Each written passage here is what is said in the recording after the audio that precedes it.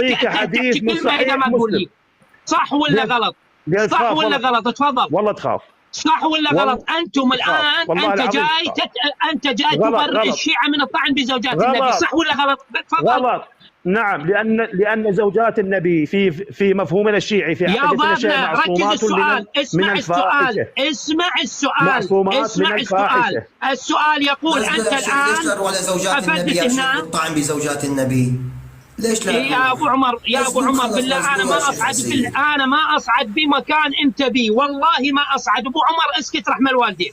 انا ما ادري شلون صعدت. انا ما اعرف زوجات النبي. لا تروح الطعن بزوجات النبي يا اخي. انزل يا اخي، انزل. ولك شو بدك بزوجات النبي؟ لا تروح الطعن فيهم. انا صاعد بيه. لا تصعد بمكان انه قال زانيه وقال زانيه. شو بدنا يا رجل؟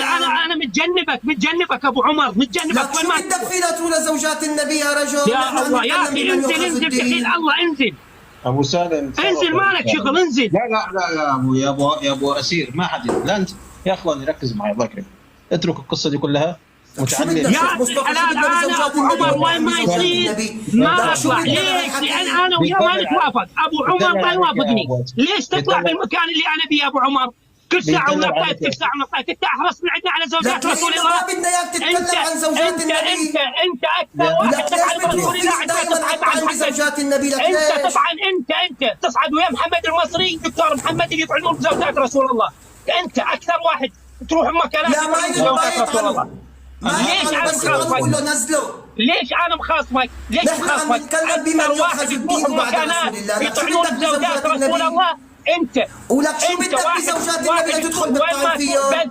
يطعنون بزوجات رسول الله. انت تتكلم عن زوجات هدوا يا اخوان، هدوا يا اخوان. حريص على زوجات رسول الله بالبث اللي يطعنون بزوجات رسول الله. دكتور محمد قبل 24 ساعه تجمع هناك فلوس. هدوا يا اخوان. لا صاير لي ما ينفع يا اخوان. اثير خلاص. هو قاعد بس الدكتور محمد يطعنون بزوجات رسول الله. ما صار يصعد عنده. خلاص انتهى الموضوع خلاص. اي بعد ايش؟ بعد ايش؟ بعد الدنيا كلها ما عليه خلاص. صار ما يصعد عنده. انتهى الموضوع. صار شريف الان. خلاص انتهى الموضوع.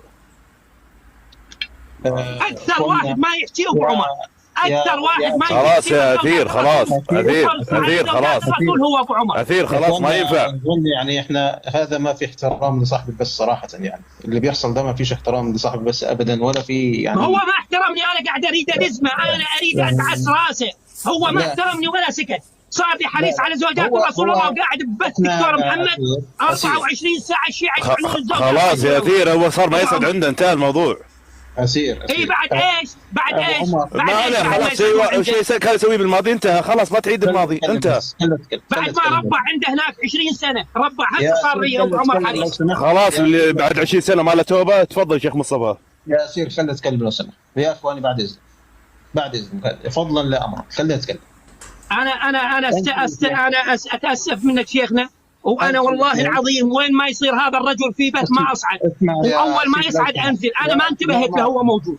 عرفت شلون؟ والسلام عليكم ورحمه الله وبركاته. هذا ابو عمر ما هدي يا اثير. ما ينفع كلكم اخوان. هدي يا اسير. اسير انت تتجنى كذا بالطريقه دي. انت العين وهو الراس. يعني ابو عمر واثير كلكم في ميزان اهل السنه والجماعه في كفه واحده. انتم الاثنين على حق، لكن ان في واحد فيكم اساء التصرف ومش عارف يوصل الفكره. ابو عمر يقصد ان كلامك هذا يثير الكلام عن ام المؤمنين رضي الله عنها، والرجل سكت وفضل يسمع. انت كلامك انت عايز توصل مع الشيعي لنقطه معينه وتحشر الشيعي، وفعلا تم حشر الشيعي جزاك الله خير، لكن مش بالطريقه دي يا اخوانا. ليس هكذا تؤكل الكتف. بارك الله فيكم. افتحوا التعليقات يا اخي، افتحوا التعليقات الله يكرمكم. اللي مش ضايف حسابي ده يضيفه يا اخوانا، لان الحسابات الثانيه. يا شيخ انا ما غلطت معه شيء. لك قلت له بس ما بدنا نجر له الحديث. انا غلطت شيء. خلاص ابو عمر. خلاص انت حبيبي ابو عمر. انت يا اخوان خلاص. لا احد يفتح التعليقات. اموره طيبه. انا بدي اعقب على كلامه وقلت له شكرا. انا بدي اعقب على كلامه. أنا ما إني بقدر ما أكمل حوار معه، لكن أنا وصلت معه لنقطة. زوجات النبي من 3 دقايق كنت عما اقرأها. بده إياها واحد بده عنده مناظرة فيها، اضطريت وأعطيته إياها. أستطيع أن أقول أن عندي رواية صحيحة السند أن جعفر الصادق قال إن عائشة فعلت الفاحشة وليس فاحشة امرأة نوح ولوط لأنهما كانتا كافرتين. أما عائشة ففاحشتها بالزنا، والرواية صحيحة. لك أنا شو بدي فيها هي الرواية؟ اعطيته إياها، شو بدنا فيها نجي على زوجات النبي؟ ما عنا غير المتعة، ما عنا غير الجمل المخشوش، ما عنا غير أزل من الحذاء. والله رواية أزل من الحذاء طالع فيها نازل عم يفتح بسوس، لو قال له واحد يعطيني سندها ما يستطيع أن يعطيه بسندها. هل تعلمون أن رواية أزل من الحذاء رواية سنية؟ لو يطلع واحد فهيم بقول لك اقرأ سندها ما تقدر تقرأ سندها. كل الروايات اللي عم تجيب لي اياهم بكتبه ما عندها. لو قال لك بهيمة الأنعام اقرأ لي سندها، أين سندها بين العياشي وجعفر الصادق؟ وين؟ بتقول له لماذا وضعتموها في كتبكم؟ أسير شو بقول لهم؟ لماذا تضعونها في كتبكم؟ لو في شيعي فهمان بقول لك لماذا وضعتم في كتبكم؟ ما تظن بهذه التي خانتك وفضحتني؟ يلا انت